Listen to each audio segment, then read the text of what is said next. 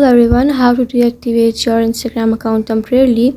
So let's start the video. First of all, open up your Instagram account, straight to your profile and open up your settings and privacy on your account center. Now you have to tap on personal details and it will take you to this interface. After reaching this page, you can see you have option of account ownership and controls. You have to tap on that and now you can see you have option of deactivate your account. Select that account that you want to deactivate temporarily. After choosing it, you will see this interface. You have to tap on the continue option, press on continue and it will take you to this interface. Now the next step is to create password. Any password that you want to, just tap on continue and write a password and then press continue again. Now you have to give Instagram a reason that why are you deactivating your account. Any reason from these options, just click on the reason and press continue again.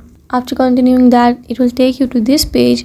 After reaching this page, you can easily deactivate your account temporarily. Just you have to click on deactivate your account and your account will be deactivated temporarily. So you can again rejoin Instagram account whenever you want or whenever you are ready.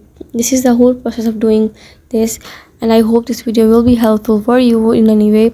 Thank you so much for watching the video. I hope you like it.